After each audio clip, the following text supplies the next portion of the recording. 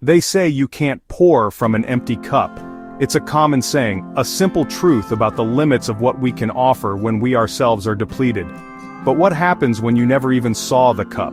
What if the very idea of a full cup, of abundance and support, was foreign to your experience? This is the story of the unfathered father. A story of absence, of searching, and ultimately, of creation. I'm talking to every black man who's ever looked in the mirror, holding a child in his arms, feeling the weight of responsibility, and asked, how do I give what I never got? How do I provide a foundation I never had? How do I teach lessons I never learned? There's a quiet, heavy pain that lives in us, a pain that often goes unacknowledged, a burden we carry in silence, a longing for guidance, for a steady hand, for a father's love that was never there, a yearning for the presence that shaped so many others, but remained a void in our own lives. Sometimes I wonder if my own heart knows how to give those things, if it possesses the innate capacity to nurture and guide, or if I'm just guessing. Am I simply imitating what I think a father should be, or am I truly embodying the role? Let's be real, this isn't just about one man or one mistake, this is a shared experience, a collective struggle. This is history echoing in our homes, the reverberations of generations past, shaping our present realities. From the plantations where families were ripped apart, where the bonds of kinship were deliberately severed, to the laws and the systems that kept us away, the policies and practices that systematically undermined black families, from the weight of mass incarceration, which disproportionately impacts our communities, tearing fathers from their children, to a world that taught us men are only strong if they feel nothing at all. A toxic masculinity that stifles vulnerability and perpetuates cycles of emotional unavailability. These wounds didn't start with us, but they run through us.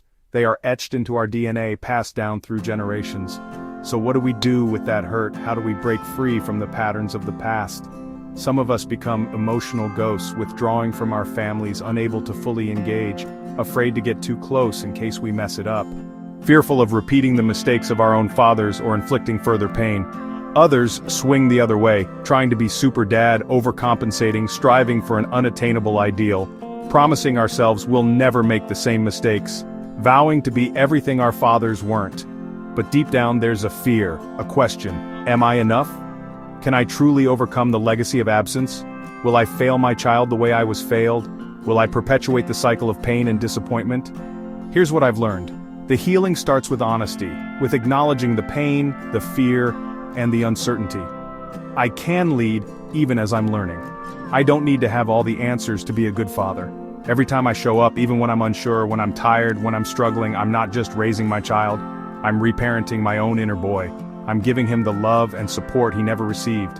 Sometimes I need to apologize, not just for what I did, for the mistakes I made, but for what I didn't know, for the ways in which my own pain shaped my actions.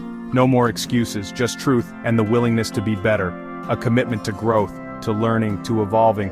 We have the power to build new traditions, to create a new narrative for our families, to say, I love you when it feels awkward, to express our affection even when it feels unfamiliar, to hug, to laugh, to make space for tears, to create a safe and loving environment for our children to thrive, to break the silence that has haunted generations, to speak openly about our experiences, our struggles, and our hopes, and plant something different in its place, to sow seeds of love, resilience, and hope for the future. If you're watching this and you're tired or scared or just trying to figure it out, hear me, you are not alone. You don't have to be perfect to break the curse.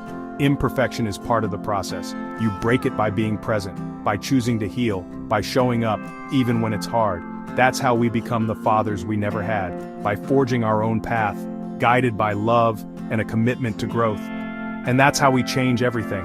That's how we create a brighter future for our children and for generations to come.